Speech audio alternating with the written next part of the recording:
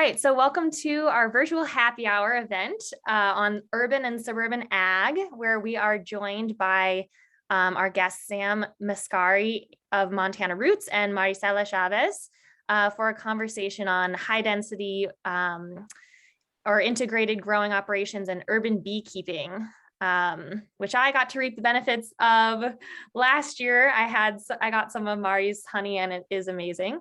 So I wanted to first introduce Sam because he'll be speaking first. Sam grew up in Livingston, Montana, and spent his childhood romping around the same banks of the Yellowstone River where Montana Roots aquaponic system flows and grows. After college and travel brought him back to his hometown, he began on a quest to bring year-round local food and nature connection opportunities to his local community. Sam currently lives on some land outside of town where he, his wife, Mary, and all their animals are starting homestead and community teaching and healing center. And then Marisela is our other presenter. Maria is a friend of mine, and she's also a PhD candidate and Food, Energy, Water Nexus Fellow at the University of Montana. Mari has spent the last 10 years focusing on environmental conservation, culture, and social justice issues in Latin America through a variety of academic, professional, and volunteer experiences. And Mari's interest in urban beekeeping came after moving to Missoula, after she and her husband began experimenting with keeping bees on their rooftop in front of Mount Jumbo. So she'll talk a little bit more about that today. All right, I'll turn it over to you, Sam. All right, everyone hear me? Great, good. Well, thanks for having me. So as Ada was saying, so I actually grew up in Livingston and I found myself farming right along the banks of the same river that I grew up catching frogs and snakes and building forts. And it's kind of a confluence of my love and appreciation of nature and feeling super fortunate and, privileged of growing up right on the banks of the Yellowstone in Montana and wanting to share that with the local youth in our community, that even though we literally, if you all are from Livingston, the town is right here, the river is hemming in the town, on the other side is the wilderness. So it's pretty remarkable place to grow up, but a lot of people don't. A lot of kids, I should say, which is what I was focusing on, do not have the chance for a variety of reasons to develop that love and appreciation for nature. And as you all know, in order to preserve something, you have to have a relationship with it and you have to love it. So that to me just seemed really important. And also, after I came back from college, I went to school at Evergreen State College in Washington. It came back and just became super clear to me, all the food that we're eating in Montana in the winter is coming from California. And I was like, there's got to be a way. So through a series of experiments and classes and books and whatnot, I landed upon aquaponics as a very intriguing, exciting way to grow food year round in Montana. So aquaponics, for those of you that don't know, it's the symbiotic cultivation of fish and plants in a recirculating ecosystem. So it's soilless, there's no soil, but there is a lot of microbes and worms as well. So the way that the system works is we have a big fish tank, a big 1,000-gallon fish tank, an enormous koi. They're probably 15, 20 pounds by now. You can raise other fish. We chose koi for a variety of reasons. Fish, Wildlife, and Parks was very strict about what we could not and could grow in Montana. And so anyway, so the fish provide the fertilizer for the plants, and the plants absorb that fertilizer. In the process of absorbing it, they're cleaning the water to go back to the fish tank. So it uses 90% less water than traditional agriculture. It's very high density. You can grow vertically. So, anywhere you can pump water, you can grow food. So we started off with a youth program. We have a nonprofit arm called Root Down that takes kids out into nature, teaches them traditional skills like everything from gardening to bow drill to shelter building to backpacking. And then gardening, you know, such as like aquaponics and traditional organic agriculture. So we have Root Down, which was started quite a ways back. We actually took a pause because I have a bunch of other things going on. And then Montana Roots, our farm, has been increasing our production for about 10 years now. And now we're all over Livingston, Bozeman, Belgrade, about a dozen grocery stores.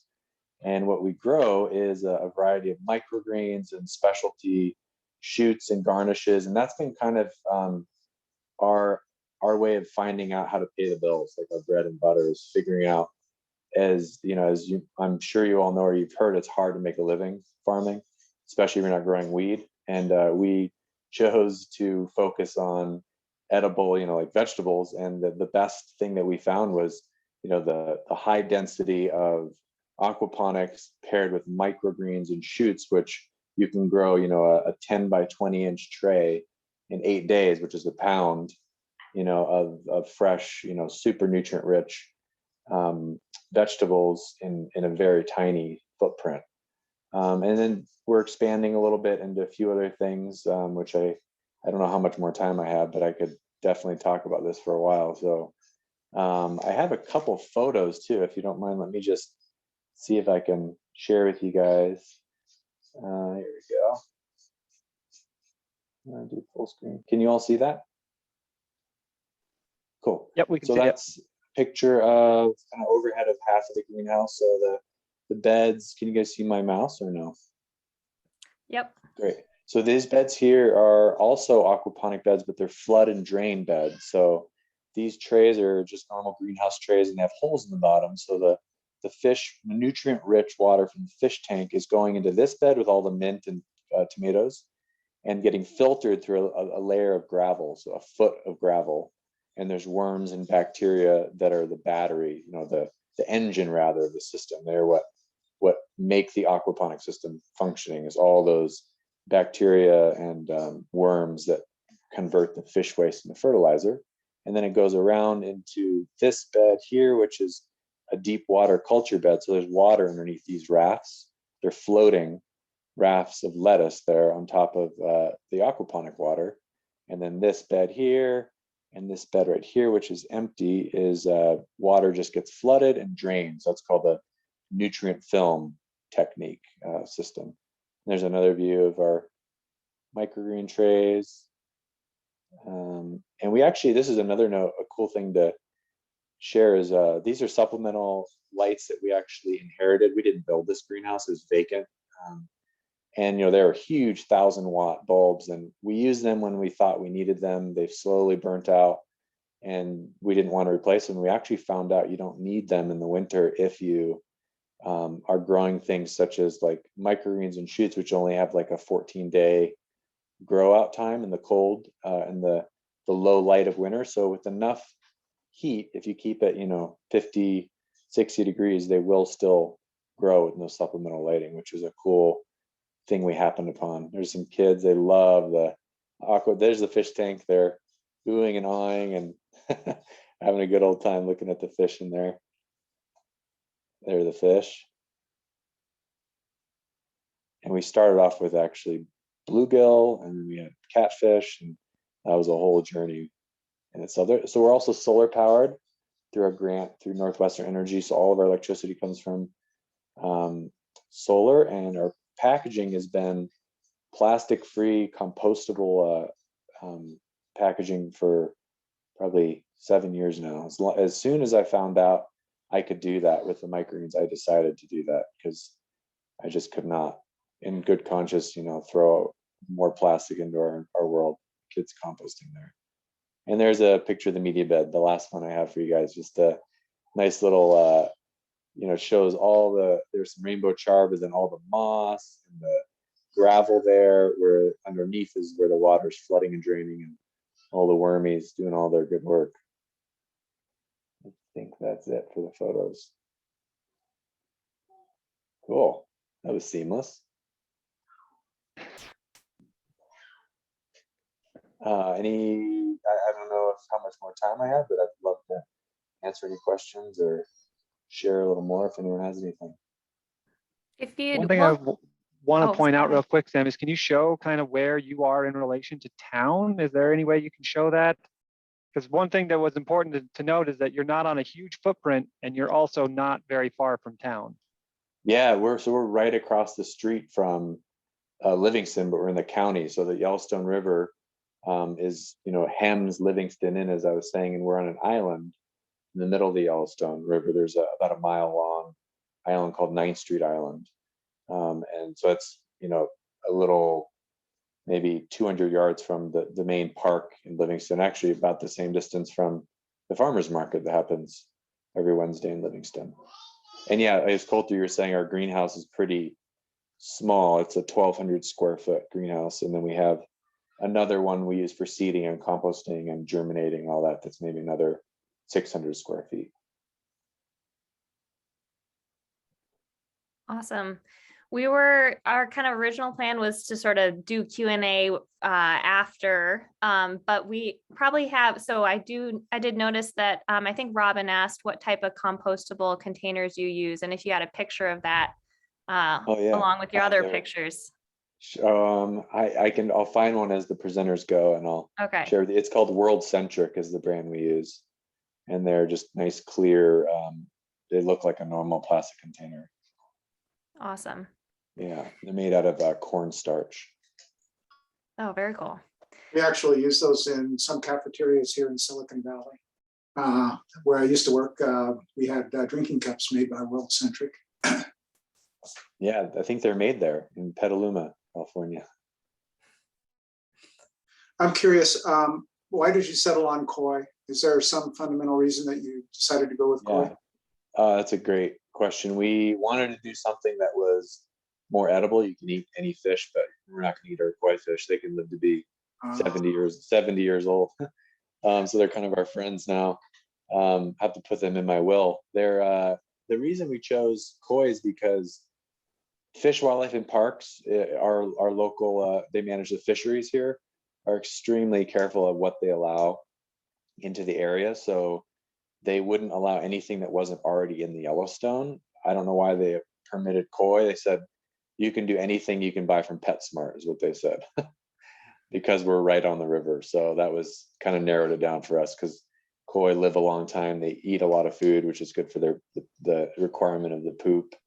And that's the main reason, just because we were kind of forced to use something that couldn't become get released and become like a problem to the native trout. Sam, before we turn it over to Mari, we did have a question kind of on that about the fish. So Mark was asking, do you raise the fish as a crop as well, or just for fertility, or the kind of fertilizer that they produce? Yeah, right now we're just using them they're just little poop machines. We're just raising them to supply the fertilizer for the plants. But I've actually thought about getting into like the specialty koi farming business, because they do really well in our system, and that could be a cool way to earn their keep a little more, as to sell a few every now and then. Yeah, awesome. Well, I think we'll transition and turn it over to Marisela, but keep your questions for Sam, and we'll just kind of open it up after Mari's done presenting for questions for both of our presenters. Thanks, Sam.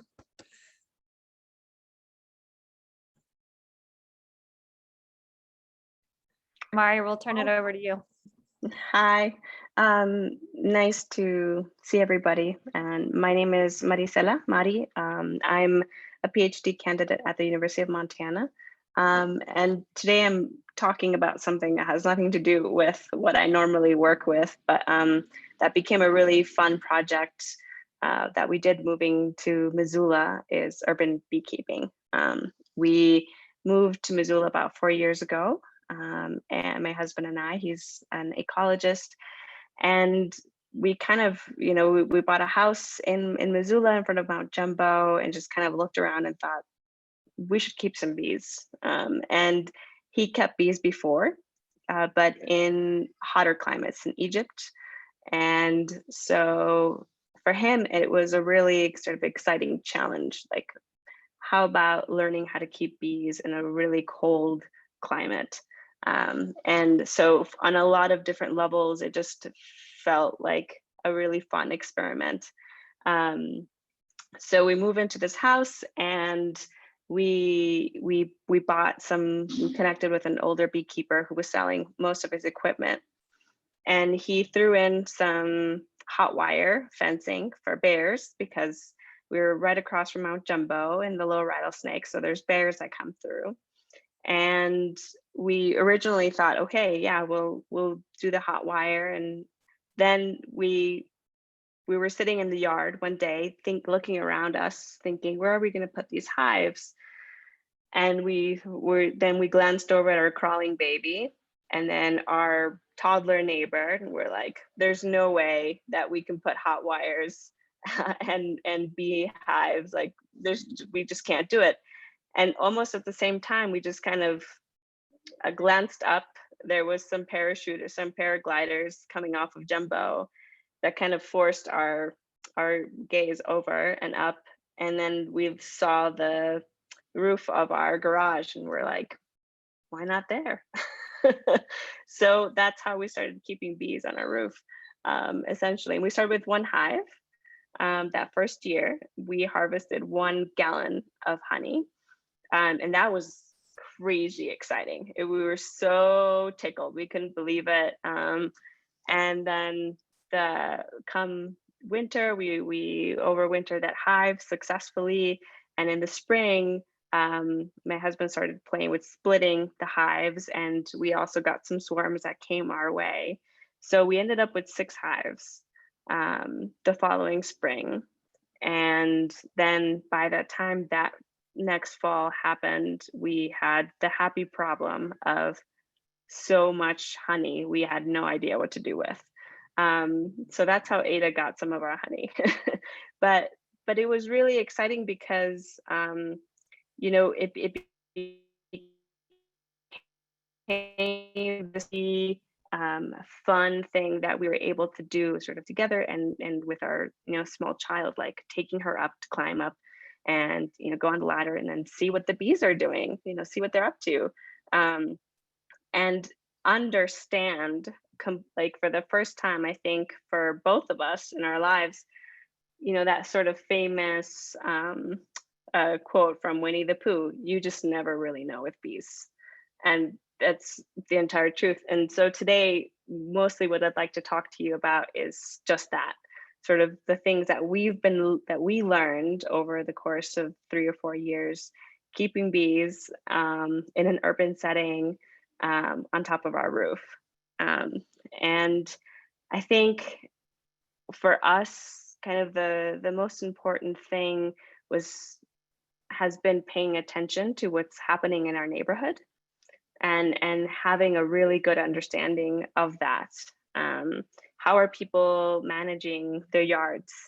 Because we can't, you know, you can't sell organic honey unless you really understand the radius that bees go to get their nectar and their pollen and so forth, right? And so when you're in an urban setting, just having that clarity of what's going on around us in so many different ways, just in our neighborhood, but also being lucky enough to be in the rattlesnake area, and the fact that the bees were constantly pulling in the spring and later in the summer, different kinds of blooms, and that being indicators of the health of sort of the ecosystem around us, the urban ecosystem around us, and paying a lot of attention to those specific blooms and the types of honey that they produced. That became something really exciting for us. Our first year that we sold honey, we didn't think about that too much. We just harvested once. And the third year that we harvested twice, once in early summer and then in the early fall. And we had 2 completely different kinds of honeys. And so that was really cool because it was, you know, in terms of flavor and the characteristics of the honey, they were completely different. And we've found that in sort of understanding how much, hold on one second, sorry.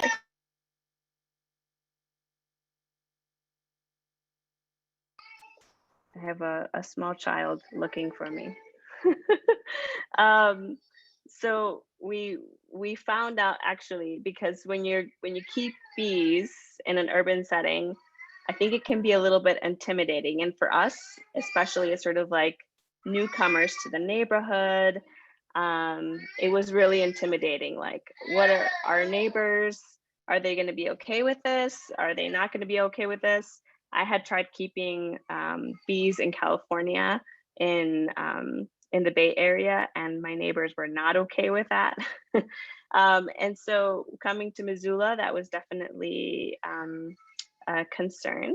And we found out actually people get really excited about honeybees. And as soon as we started putting the hives on our rooftop, I mean, it was, we found a lot of people that were very curious and wanted to hear about what's going on up there and what are those bees doing. We're like, well, we don't really know. You know, they keep surprising us. Actually, you know, you think that you're observing, you're paying attention, and you're reading, and you're engaging with other beekeepers. That was a really important resource for us. In Missoula was a beekeepers association. And then you find out that bees, they have their patterns and the way that they function, you know, as a community. But at the end of the day, you have to be ready for a lot of surprises because sometimes they do things that you don't quite understand. And I think for us, like maintaining that fascination of like, what are the bees doing, has been really important. And it also made us value a lot the aspect of local genetics, maintaining local genetics. And my husband started raising his own queens and stuff like that, because it just felt like, you know, why would we buy a queen that's raised in South Carolina and mailed over if, you know, bees here are constantly adapting to these conditions, and that is the most important thing. I could rattle on forever about this, but I'd like to show you some pictures, and then maybe if there are some questions, maybe the last thing that I'll note is that when we ended up with a lot of honey, I'm talking first year, 1 gallon of honey we harvested, right? And we were over the moon. The second year we harvested about 10 gallons for 3 hives. And then the third year we harvested about 35 gallons of honey with 6 hives. And we were lucky that we have been able to overwinter all of our hives successfully every year. So, you know, hearing that buzz in the spring has always been really exciting, and just knowing that they're still there and then they're happy also, I think, has reinforced this like local genetics, valuing local genetics and paying attention to what works for them is really important. So I'll show you some pictures. See, I'll share my screen.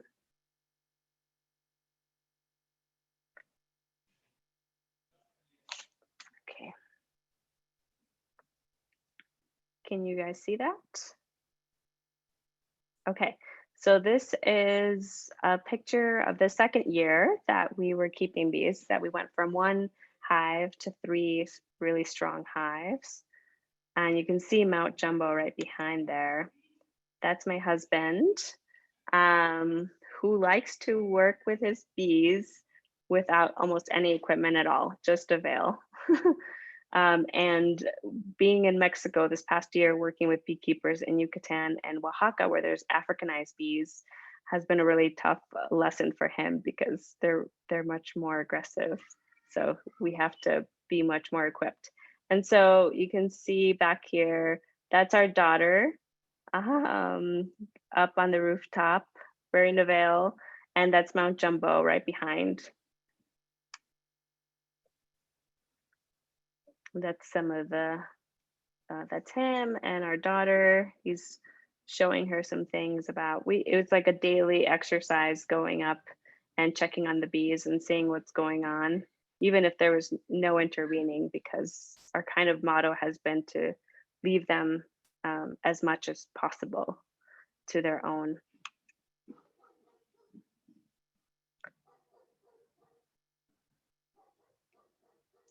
These are a few pictures of us harvesting, some happy, healthy bees. And I think that's it. Just had a few pictures I wanted to share with you guys. That honey looks so good, Mari. Just like, yeah, I wish that you were still here in Missoula so I could get some more from you. We have some in storage. Perfect. And Noted. Our bees are, so we are in Mexico right now. We've been in Mexico for the past year. We were in Missoula in the spring. So my husband was able to check on his hives in the early spring and spend some time training a friend of ours who's a beekeeper for the Worcesters. But beekeeping sort of that scale is very different than at the small scale that we were in, sort of with the ecological principles that we had and like ethics towards the bees. So we have a really good friend who's been helping monitor our bees and who just is about to help us overwinter them before we arrive in the spring again. So we have a lot of honey in storage that we left for when we came back, but we sold a lot of honey before we left too. And I think it was really important for us to sort of leverage like the personal and my academic connections in Missoula to push our honey out at a price we thought was fair, accessible to everybody. You bring a jar, we'll fill it up and enjoy your honey. That's awesome. Mm-hmm. Thank you, Mari. We will just open it up for questions, and I see one coming from Coulter in the chat box for you, Marisela. Coulter, do you want to ask out loud, or should I? Yeah, I can just ask. I was just curious if when you're overwintering your bees, if being in an urban environment is providing you some heat islands or like a little heat bubble of being near town, or if you're still needing to wrap them or put them somewhere warm, or just what does overwintering look like? Yeah, that's a really good question, because it was definitely something that we had to spend a lot of time observing from other beekeepers and learning a lot about being in Missoula. So we don't really see any benefit from being in an urban setting necessarily in terms of overwintering.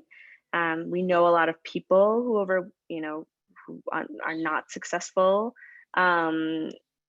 We wrap them, and then we stack them. We've noticed that actually stacking the hives, they benefit from that heat transfer. And then we wrap them, and then we use sort of like a thick foam core and some hay to overwinter them. Mm-hmm. And it's worked so far. We've been lucky. They've liked it. Anne is thinking that you may have been neighbors. What street did you have your bees on, is what she asked. On Van Buren Street. You can actually see them. Like if you drive past Van Buren, you can see, hives stacked on top of a roof. That's our house. Are you going to have honey for sale then when you come back in the spring? We won't harvest in the, our friend just harvested some honey. He said the bees did really well. And so we kind of, we're like, it's yours, enjoy the honey, do as you wish with it. And so we'll have some honey probably middle of the summer, after the first spring sort of pollination and flowering period. I think the bees do really well around that time, and so we'll probably harvest twice if everything goes well. Awesome. Yeah, Marisela, I had a question. This is Sam. We raised bees a couple of years, or probably now like 4 years ago, and they got taken by Varroa mites. I was wondering if you had any issues or what you did for that. Yeah, my husband's a real expert on that, but we spent a lot of time talking about it, and I observed a lot, and that's actually something that he's been working with beekeepers here in Mexico, because there's very little treatment or organic treatment for the Varroa mite, but the Varroa mite is a huge problem. You know, for the last 20 years or so or more, it's been a problem, and it's been something that prior generations of beekeepers, my great grandfather was a beekeeper in Mexico, and my parents say, you know, my dad says I used to help him, and I don't remember him doing anything, or there wasn't this mite that you're talking about. And so it's something that's been introduced, and my husband, as an ecologist, was really concerned about this. You know, he had this sense of like, partly it could be genetics. There's bees, for example, like African bees, like the ones he kept in Egypt, that didn't have much of a Varroa mite problem because they're more hygienic. They clean themselves all the time. So that's kind of a genetic thing. But the bees that are honeybees, more like the Italian bees and so forth, that are kept in the States, they have a little bit less that characteristic. And so you have to treat with them, right? Otherwise you're obliterated. And if you don't treat well enough, especially before overwintering, before sealing the hives for the winter, you won't find them in the spring. And it's really devastating for a lot of people. And so he spent, you know, we spent a lot of time looking at different options for treating. And he finally settled on treating with oxalic acid, this compound, and like sort of, you know, it comes in a powder form, and you can actually put it like on a hot plate and put it in a hive, and it just kind of smokes the hive. And the reason why he chose that is because it leaves less trace over time, so it makes it harder for the mite to develop resistance to, and it's been successful. But he did have to, per hive, probably treat, you know, 3 or 4 times before overwintering, until the mite count was almost 0, right? And that seemed to do really well. And here in Mexico, he's been, you know, sort of this technology of this gun, you know, to put the oxalic acid powder and sort of vape it into the hive is kind of expensive. So he actually was working with some folks to solder some materials and kind of developed a few prototypes, low technology, low input, that can be used by any farmer, like farmers in Yucatan, where I was working before. 98% of farmers are beekeepers as well. It's a cash crop. And so, you know, they go on their bikes to their farms. And so carrying like a big battery with like this contraption just didn't make sense. So he actually worked with them and experimented and made these prototypes for these smaller sort of copper tubes with like, I wish I had one with me right now. It's somewhere in storage. And it could be powered with like one of those, like a sort of like a kitchen, like propane, like small contraption they use like in like restaurants, you know?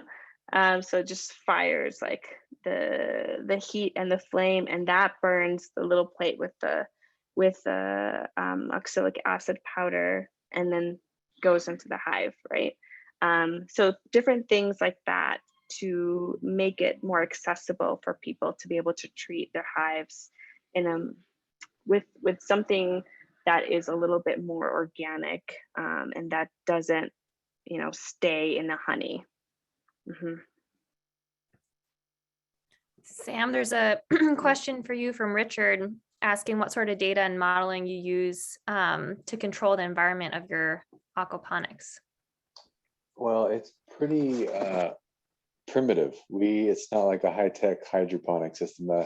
the aquaponic system is very forgiving because it's living and biological. So, we basically just monitor like pH, nitrites, nitrates, and ammonia and temperature. And pretty infrequently at that. We have a good visual now. We're familiar with the system enough that we can just kind of, look at the fish and look at the water and the temp and, know if anything's wrong. So we don't have, and then we just have basic greenhouse like thermostats that, keep it at a certain temperature. And then, a heater that, radiant heat that keeps the water around 60 to 70 degrees. Do you keep track of how much what your energy budget is?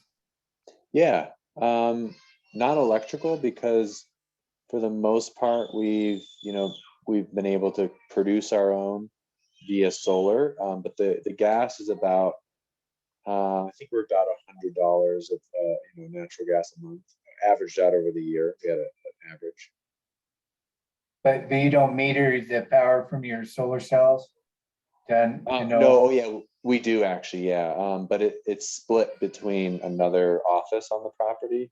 Oh, okay. Yeah, but I think it's a geez, what kilowatt system is it? It's pretty big. It's maybe 12 kilowatt.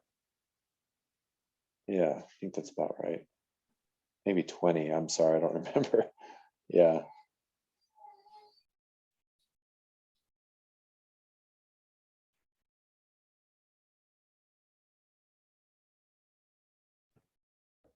Other questions? I have a question, Sam, for you. So in terms of like scaling up aquaponic systems, what are the biggest challenges there?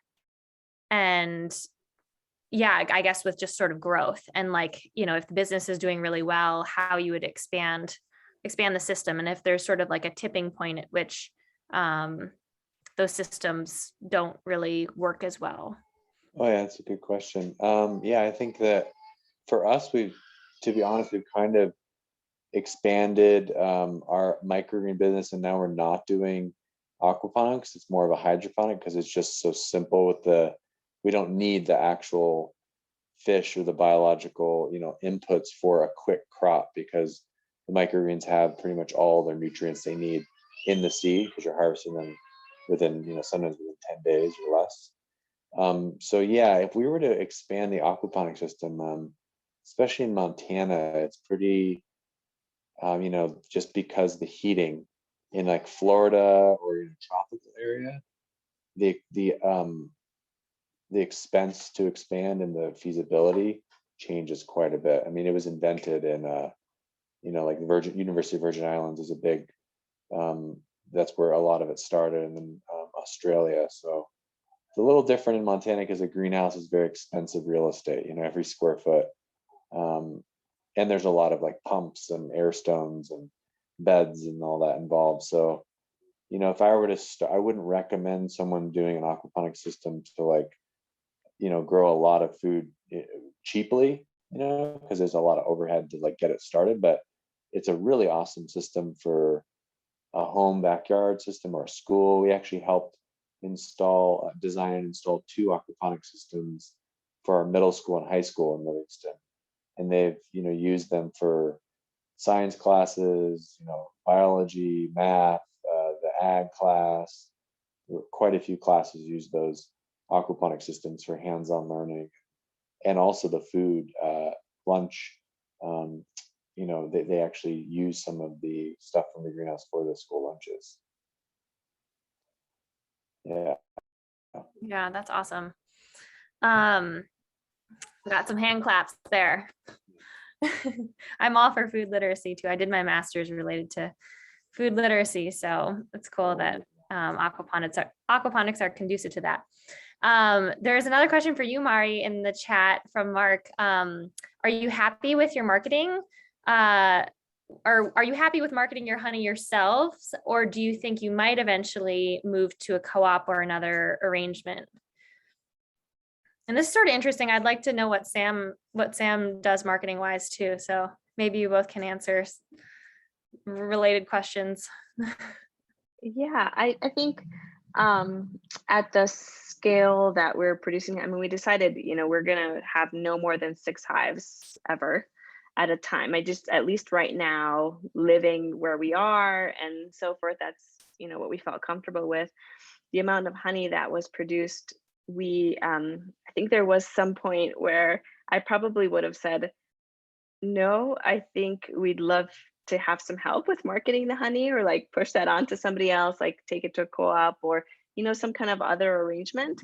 But the last year that we sold the honey ourselves, the 2020, that fall, summer and fall, we actually, I found I enjoyed it before, but I found even more meaning with doing it, or having that sort of personal connection, because then we actually met a lot of people we wouldn't have met otherwise, that came to our door to buy honey, and then to start trading it for different services and other things. We had this really fun um, interaction with a potter, with the ceramicist, who ended up, we traded some honey for some honey pots, and things like this. And so and then with another, I traded some honey with another lady who came to buy honey, and she also had some jams, huckleberry jam she had made from, collecting huckleberries, and then we ended up trading some, and that felt really meaningful. We did trading for services, for childcare and other things, that I feel like, had we not done that part ourselves, it's a lot of work, and you do have to carve out that space. We wouldn't have met these people, and then they wouldn't be able to see for themselves. They'd come to our door and fill up their jar, and then we could take them to the back and, like, look, they're the bees. And then they were able to ask a lot of questions, and we were able to talk about it a lot. And so that was really good. I think if we, went up in scale, if we had like a little homestead somewhere else, and we ended up keeping a lot more bees and having a lot more, we'd probably do some partial, where like we're still, making those meaningful connections with folks around us, through the honey, and also making sure that the honey has life, and other spaces as well. Sam, what does marketing look like for you guys, and how much of your time does it take? Yeah, actually, none. It's really wonderful. We don't have to spend any time, just because I think as farmers are in such a nice, I mean, a very fortunate and unfortunate in many ways, but the fortunate part is that everyone wants local food. A lot of people want local food, I should say. And just our product speaks for itself, I guess, on the shelf. People are in there shopping. They see a local, beautiful, tub with all, it says community driven, solar powered, compostable packaging. And then we actually have a little thing that says, "Let food be thy medicine" at the bottom, and a nice picture of the plant. And yeah, I think that's all we've had to do. We've been able to sell everything we can grow. We used to do farmers markets, which, that's a form of marketing. And then a big piece actually is we have this wonderful distributor in our local area that buys everything from potatoes to honey to microgreens to beef, from local farms, and they do the distributing. So we sell probably 40% of our stuff through them, and then we don't have to go to a chef's back door for $30 of produce, which going all over the place wouldn't be sustainable. So we just deliver our larger orders to grocery stores directly. And yeah, luckily we haven't had to do marketing. I would not want to. I mean, some people enjoy marketing, but it's not my cup of tea. So yeah, and we're not very good with the social aspect either. Like as far as social media, my new employee is much better. So she's been posting, but I would never remember to keep things current on Facebook or Instagram. That's kind of just for fun on the side, but I don't think it actually, there's no way of knowing how much it actually does bring people in to look for our stuff. But for a while, it certainly was not. We didn't have much of a presence at all. So it was just our beautiful stuff on the shelves, speaking for itself, and the movement towards local food, which I think hopefully we're not in a bubble, and we're in just an increasing uptrend of, people realizing food does need to be your medicine, and it's what's going to heal the earth or take us under. Food is like the core, I believe. So yeah, that's where we're at with marketing. I have a question for Sam. Sam, did you have to, how did you get that relationship with your food distributor? Did you have to like go out and seek that, or was it like a personal friend? Yeah, that's a great question. Yeah, Randy, right? Yeah, in the beginning, we actually just went to our local grocery store, our first relationship, with some mint. And we're like, hey, we have this mint. Are you interested in buying it? And it was a co-op. It's called Town and Country. It's just not a co-op. It's a community or employee owned. And they just started selling our stuff that way. And then we slowly increased. But with the distributor, it was actually the same thing. I called them, said, hey, we have this and this. At that point, I think it was just kale and mint. And they said, well, can you give it to us on a regular basis? And I said, yeah, I think we can do X amount a week, and then slowly started to increase. And it was just kind of a cold call. Just actually, I think I cold called them, and then I said, let me drop off some samples. And that's what I found is people are really excited to see your stuff and work with farmers or producers. So even pretty big stores, they have the intention to at least want to try. It's a lot harder with like a national chain, but yeah, it was fairly simple.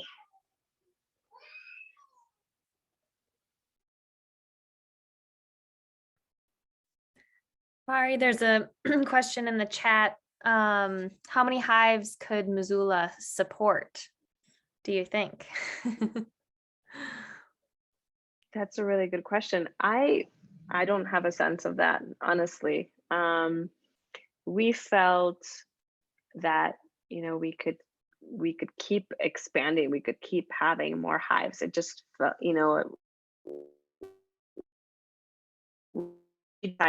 that 6 was the maximum that we wanted to have at a time.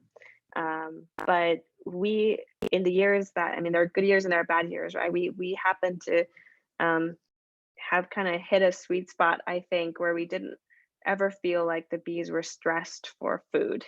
And they, just kept producing more and more. But I think that probably would be a better question for folks who have been keeping bees in the area for a longer period of time, because I know that some people will have some bees in their yard. There we have a good friend, kind of a bee guru in Missoula, and he has some hives in his backyard, and he also has some spread around in a couple of different properties around Missoula. And so I think, I don't have a good sense of that. I never felt like, we wouldn't be able to stop, adding more hives. Definitely felt like we could. And with the amount of swarms that we saw and stuff, I felt, but I think it would be it's more of a matter of like, to what capacity can people feel, I think, empowered or able to keep bees in their area, because I think that changes the attitudes around. We noticed in our small neighborhood that people, once they saw that we're keeping bees, a majority of our neighbors were actually really excited about it. And then I would come to us and ask us, like, can you give us some ideas about sort of more bee-friendly plants and so forth. And so we made it a point to plant in our yard, and then it kind of spread that around. So not that, plants in some people's yards are enough, right? They need blooms from all around and a healthy ecosystem. But I think that that piece also matters as well, having that conversation. Absolutely. John, did you have another? Yeah, I did. And thanks so much for that, Marisela. It's exciting to hear about the bees. And I was going to ask you a question about if your neighbors were planting in support of them. And the other question I have is the city or county interested in planting, or have you approached them with the idea of planting bee food and in some of their properties, meridians and all of the public land that's around? I love that that last bit. We have not approached anybody with that. I think that would be something really exciting to take on, because I mean it is. I think the attitude up until now has primarily been, you know, okay, the bees will survive off of like the water resources and the flowering, the blooms and stuff that happen all around. And Missoula has a lot of public land, and we're very fortunate. You know, we're very fortunate to be right across from in nestled right in an area where there is a lot of blooms. But I don't think, at least to my knowledge, that there is a specific concerted effort. There are, you know, some places like the Natural History Museum, they have a garden for pollinators and so forth. And I think the university tries a little bit, but that would be something I think really worthwhile to pursue.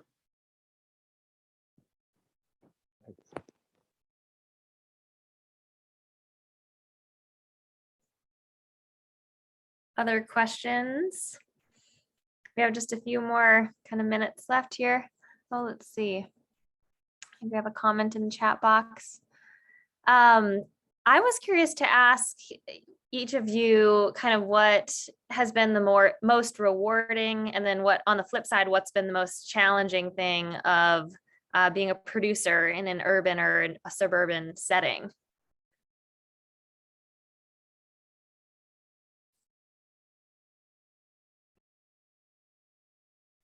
I can go first. What has been the most difficult, challenging growing in an urban setting? Yeah, challenging, and then on the flip side, what's been the most rewarding aspect of being a producer? Right. Well, you know, I've actually thought about this a lot. If I were to have, because we're kind of urban, but we're also not, because we're so close to town, but we are on county. You know, the line is drawn across the river, so we're kind of in a wild, and we have bear and moose and deer on this property. You know, and then literally town is just right across the bridge. So we're on a 12-acre piece of property. So that's been really wonderful. I mean, it's like the best of both worlds, having land to grow onto. And I'm actually just the caretaker on the property. I don't even own the property we're growing on. I just, someone purchased the land with the greenhouses on it and wanted to keep them usable, you know, essentially. So yeah, I love, you know, being able to be close to town, but not too far away, which you know, that could pose a problem, is if in Montana, especially, you know, driving year-round produce in the winter, because we are year-round, can get tricky, you know, in December and January, February, and March too, and April, like pretty much, you know, 5 months out of the year, it seems like you never know what's going to hit you. So I love the fact that our greenhouses are near town. And yeah, I don't really have any issues with, you know, growing, other than, you know, the Fish, Wildlife and Parks did put a damper on our idea to grow bluegill and tilapia and you know, other fish that we couldn't grow because we were, you know, near the river, but also in an area that people were hearing about us, and the newspaper article kind of outed us. You know, we weren't trying to hide it, but so we had a official knock on our door and say, can't have any live fish leave this property. So we had to kill them all, and we ate some of them. But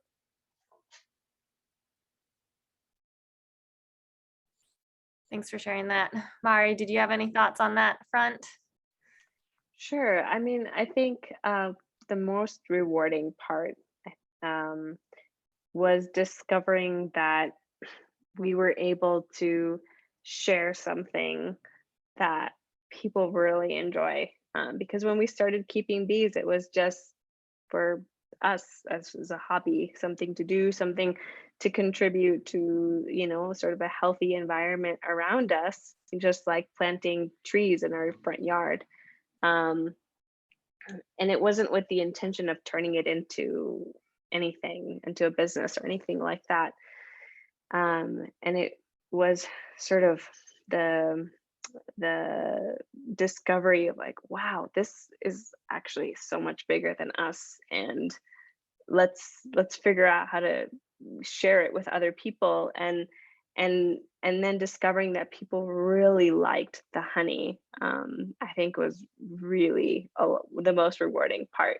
You know, folks giving us a call or coming by after, or, you know, buying an 8-ounce jar and then asking if they could have a 5-gallon bucket, or something like that, was just, yeah, really, really exciting. And I think motivated us to be like, okay, let's be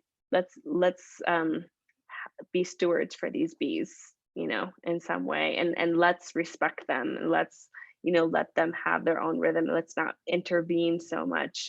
The most intervention was with the treatment of the Varroa, because there's nothing, you know, it's just the reality of beekeeping today. So that was the most rewarding part. And I think the most difficult part was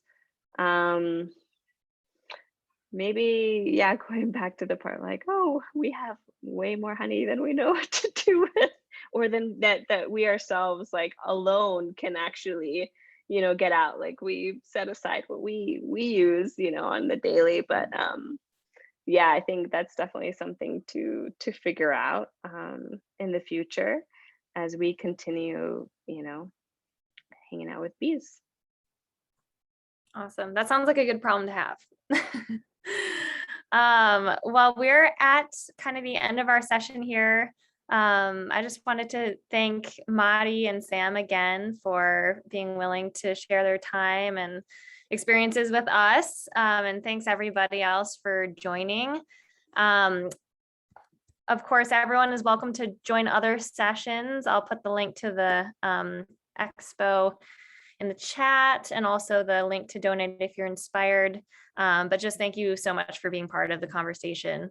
And we'll hopefully see everybody else on, maybe, you know, hopefully we'll see some familiar faces on other sessions through Sunday. So we've got lots of them going on. Okay, thank you all. Have a great night. Yeah, thank you. Thanks, everybody. Thanks, guys. Night.